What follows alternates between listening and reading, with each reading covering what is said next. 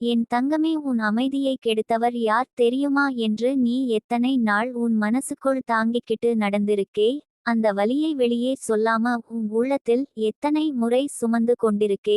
அதே அமைதி இன்று அவர்களுக்கு நிம்மதியை விட வலியாக மாறி அவர்களையே துரத்திக்கிட்டே இருக்குது தங்கமே. நீ ஒரு நாள் அழுததுக்கு அவர்கள் சிரிச்சிருக்கலாம். நீ ஒரு நாள் பதைச்சதுக்கு அவர்கள் பெருமையா நினைச்சிருக்கலாம். ஆனா இன்று என்ன நடக்குது தெரியுமா?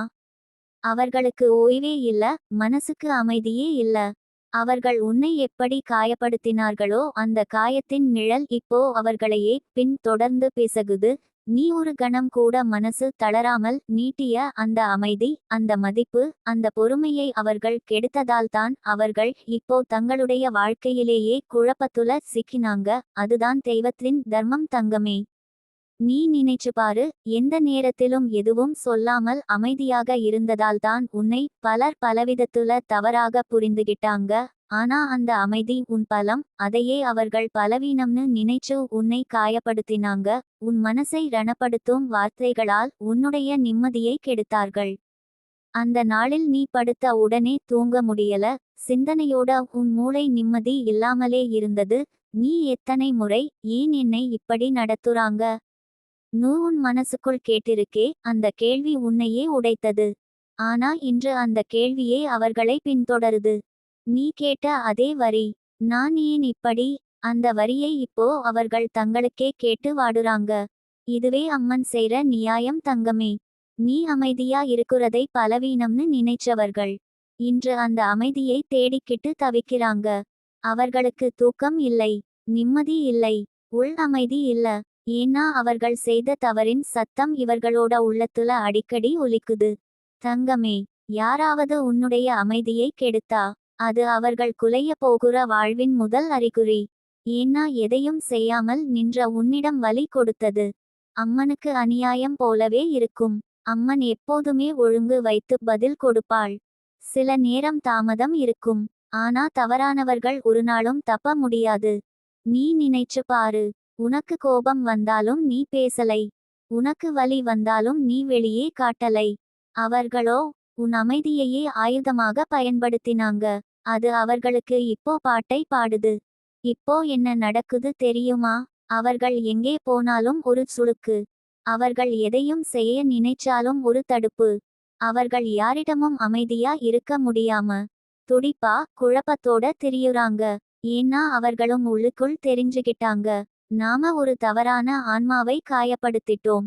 அந்த உண்மை தான் அவர்களுடைய தூக்கத்தையும் வாழ்க்கையையும் உடைத்துட்டு இருக்குது. தங்கமே, உன் அமைதி ஒரு மருந்து. ஆனா அதை கெடுத்தவர்கள் இப்போ வலியை மருந்தா தேடிக் கொண்டிருக்காங்க. அவர்கள் எத்தனை நாள் உன் மனதை ஏந்தினார்களோ அத்தனை நாள் அவர்கள் மனம் அந்து காணப்படும். நீ ஒரு விஷயத்தை நினைவில் வை, அம்மன் யாரையும் வெறுக்க மாட்டாள். ஆனா யாராவது ஒரு நேர்மையான ஆன்மாவை வருத்தினா அந்த வருத்தத்துக்கு இரட்டிப்பு தண்டனை அவர்கள் வாழ்க்கையிலே வரும். அந்த தண்டனை எப்படி தெரியுமா? வெளியில் எந்த சத்தமும் இல்ல, ஆனா உள்ளுக்குள் ஓய்வில்லாத ஓட்டம், அழுத்தம், துன்பம், அமைதியில்லாத நிலை. இதெல்லாம் அவர்கள் மனம் தாங்க முடியாத அளவுக்கு தள்ளும். நீ துன்பப்பட்டதையெல்லாம் அம்மன் பார்க்காமலா இருப்பாள்? இல்ல தங்கமே, நீ உடைந்த அந்த இரவுகளுக்கான ஒவ்வொரு கணமும் இப்போ அவர்கள் வாழ்க்கையில் வேதனையாக எழுதப்படுது. அவர்களுக்கு தூங்க முடியல, ஆழ்ந்த மூச்சு விட முடியல. எல்லா நினைவுகளும் அவர்களே செய்த தவறுகளால் சூழப்பட்டு அவர்கள் ஒரே கேள்வியை கேட்டுக்கொண்டிருக்காங்க, நான் இதை ஏன் செய்தேன்? அந்த ஒரு கேள்விதான் அவர்களுடைய தண்டனை.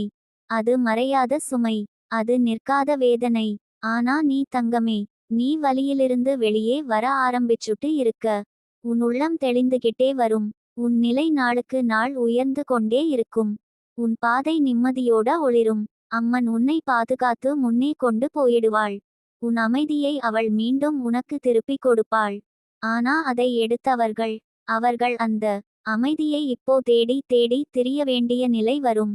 நீ மனதோட சொல்லிட்டா போதும், அம்மா என் அமைதியை நீ காக்கணும். அவ்வளவு சொன்னா போதும் தங்கமே.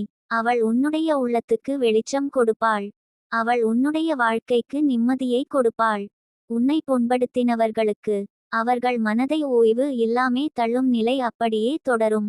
அதுதான் கர்மா. அதுதான் டிவைன் பேலன்ஸ். நீ முன்னே போ. நீ அமைதியா இரு. நீ உயர்ந்து பார். உன் அமைதியை கெடுத்தவர்கள் இனிமேலும் அமைதியை காண முடியாத நிலை. அது அநியாயத்தின் முடிவு. உன் நிம்மதியின் தொடக்கம். உனக்கு தெரிந்து கொள்ளணும். உன் வாழ்வுக்கு இருக்கும் ஒளி ரொம்ப பெரிது. அந்த ஒளியை நேரில் பார்க்கிறதற்கு முன் அந்த பொய்யான முகங்கள் உன்கிட்டிருந்து விலகணும். அதனால்தான் அவர்கள் துரோகம் செய்தார்கள். அவர்களின் நீங்குதல் உன் நன்மைக்காக இருந்தது. நீ உண்மையைப் போல வாழ்கிறாய். அவர்கள் போலி முகமா வாழ்கிறார்கள். ஒரு நாள் அந்த போலி முகம் உடையும். உனது உண்மை மட்டும் உயர்ந்தே இருக்கும். இப்போது அவர்கள் என்ன நினைச்சுக்கிட்டிருக்காங்க தெரியுமா? நாம உன்னைப் போல நேர்மையான ஒரு மனிதரை இழந்துட்டோம். அந்த வருத்தம் அவர்களை தினமும் கிழிப்பது போல இருக்கும். நீ கொடுத்த அன்பை யாரிடமும் கிடைக்காததால அவர்கள் ஒவ்வொரு உறவிலும் உடைந்து போய் நிற்பாங்க. நீங்க நினைச்சு பாருங்க தங்கமே. உன்னை போன்றவர்கள் இந்த உலகில் எத்தனை பேரு? அழுதாலும் அன்பை குறைப்பதில்ல. காயப்பட்டாலும் நல்ல மனசை விட்டு விடுவதில்ல. இனிமையா இருந்தாலும் நெஞ்சில் கசப்பு வைத்திருப்பதில்ல. உன்னைப் போல உள்ளம் தூய்மையானவர்கள் அரிது. அப்படிப்பட்ட உன்னை யார் விட்டுட்டங்கன்னா அது அவர்களுடைய வாழ்க்கையின் மிகப்பெரிய இழப்பு. நீ இன்னும் முன்னே போவாய். உன் கண்களில் ஒளி வரும். உன் வாழ்க்கை தெளிவாகும். உனக்கு உண்மையான அன்பு கிடைக்கும். உன்னை மதிக்கும் மனிதர்கள் சூழ்ந்து நிற்பார்கள். அதை கண்டு உன்னை பின்னால் குத்தியவர்கள் நின்று பார்த்து கொண்டே இருப்பாங்க. அவர்களுக்கு நெருடல் வரும். பச்சாத்தாபம் வரும். அவர்கள் செய்த தவறு அவர்களுக்கே சுமை ஆகும். அம்மன் அவர்களை நேரில் நிறுத்திடுவாள் தங்கமே.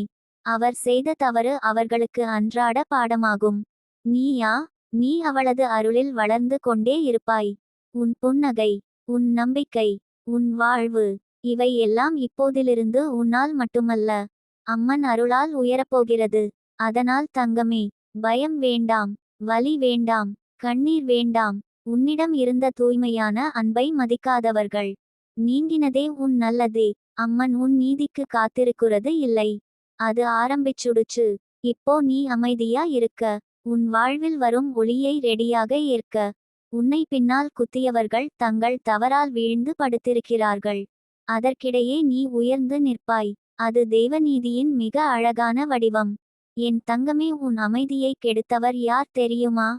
அவர்களுக்கு இப்போது ஓய்வில்லை. ஆனா இனிமேலாவது நீ ஒரு விஷயம் மட்டும் நம்பணும். உன்னை காயப்படுத்திய எந்த செயலையும் அம்மன் கவனிக்காம விட்டதில்லை. அந்த ஒரு நிமிடம் உன் மனசு உடைந்தது. நீ உன் கண்ணீர் துடைக்க போராடினது. அந்த இரவில் தூங்க முடியாமல் படுத்திருந்தது. யாருக்கும் தெரியாத அந்த சின்ன சின்ன வேதனைகளெல்லாம் அம்மன் கண்களில் தான் சேமிக்கப்பட்டிருக்கிறது தங்கமே. உன் அமைதியை கெடுத்தவர்கள் இன்று அவர்களோட வாழ்க்கையில் என்ன நடக்குது தெரியுமா? ஒரே ஒரு நாள் அவர்களுக்கு பதிலடி வரணும்னு நீ விரும்பல. ஆனா நீதிதான் தங்கமே. நூலிழையில் காட்டினாலும் உண்மையோட போராட முடியாது. மனசுல பொறுத்துக்கிட்டு புன்னகையோட இருந்த உன் பெருமையை அம்மன் பார்த்திருக்கிறாள். அதனாலதான் இப்போ அவர்கள் சும்மா இல்ல. அவர்கள் எவ்வளவு வருத்தம் உன்னை கொடுத்தார்களோ அதே உணர்வை இப்போது அனுபவிக்கிறார்கள். ஆனா நீ அந்த பழைய வேதனையை தாண்டி பெரிய மனசோட மேல போறே. உன்னை காய்ச்சி சின்ன விஷயத்துக்கு பெரிய பிரச்சனை பண்ணி உன் வாழ்க்கையை கலங்க வைத்தவர்கள் இப்போ அவர்களே பிரச்சனையில் சிக்கிக்கொண்டிருக்கிறார்கள். காரணம் என்ன? உன்னை போன்ற நல்ல மனசை துன்பப்படுத்தினதின் விளைவு. அம்மன் உன்னோட மனசுக்குள் நடக்குற ஒவ்வொரு உணர்வையும் கண்காணிக்கிறாள் தங்கமே.